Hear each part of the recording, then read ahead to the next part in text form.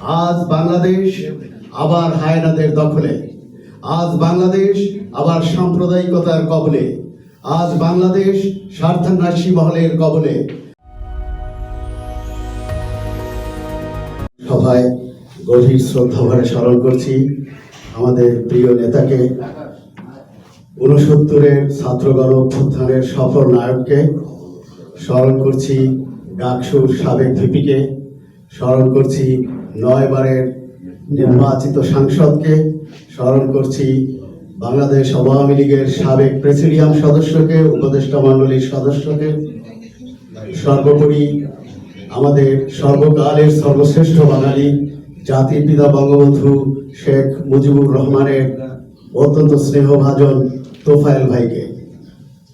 আজকের এই স্মরণ সভায় শুধু এতটুকুই বলবো যে উদ্দেশ্যে আমাদের প্রিয় নেতা আমৃত্যু সংগ্রাম করেছেন, পাক সেনাদের বিরুদ্ধে লড়াই করেছেন, পশ্চিমাদের বিরুদ্ধে লড়াই করেছেন, সাম্প্রদায়িকতার বিরুদ্ধে লড়াই করেছেন, স্বৈরাচারের বিরুদ্ধে লড়াই করেছেন, অগণতান্ত্রিক সরকারের বিরুদ্ধে লড়াই করেছেন, মৌলবাদের বিরুদ্ধে লড়াই করেছেন, ধর্মান্ধদের বিরুদ্ধে লড়াই করেছেন।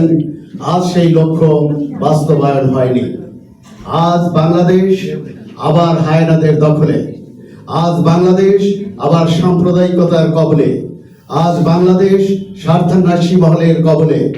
আজ বাংলাদেশে সেই মৌলবাদ, জঙ্গিবাদ, সন্ত্রাসীরা ঐক্যবদ্ধ হয়ে আমার প্রিয় স্বদেশকে তারা আক্রান্ত করেছে। এর থেকে পরিত্রাণের জন্য আমাদের প্রিয় নেতা তোফায়েল ভাই যে রাজনৈতিক দর্শন আমাদের শিখিয়ে গেছেন, আমাদের সেই পথে এগোতে হবে। আমি এতটুকু স্মরণ করে আমার বক্তব্য শেষ করব যে ঢাকা বিশ্ববিদ্যালয়ের যিনি ভিপি আমাদের প্রিয় নেতা তোফায়েল ভাই, সেই জায়গায় একটি জানাজার সুযোগ হয়নি।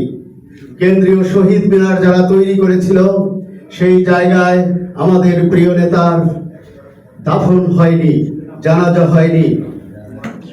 জাতীয় সংসদ যারা বানিয়েছিল পশ্চিমাদের বিরুদ্ধে লড়াই করে দীর্ঘ 9 মাস রক্তক্ষয়ী সংগ্রামের ভেতর দিয়ে আমার পবিত্র সংসদ, সেই সংসদ আজ লাঞ্ছিত হয়েছে। সেই সংসদে আমাদের প্রিয় নেতাকে অবাঞ্ছিত করেছে শকুনের দল।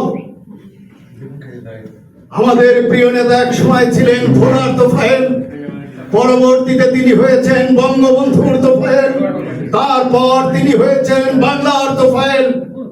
সেই তোফায়েল ভাইকে যারা অবমূল্যায়ন করেছে, তোফায়েল ভাইকে যারা মর্যাদা দিতে পারেনি, তোফায়েল ভাইকে যারা বীরের মর্যাদা আসীন করেনি, আজ আমাদের শপথ হবে তাদেরকে যত দ্রুত সম্ভব ওই বাংলার মাটি থেকে নির্বাসিত করে আবার তোফায়েল ভাইদের অনুসারীদের জননেত্রী শেখ হাসিনাকে দেশে ফিরিয়ে তার নেতৃত্বে আন্দোলন সংগ্রাম করে আমাদের মধুর প্রতিশোধ নিতে হবে। জয় বাংলা, জয় বঙ্গবন্ধু।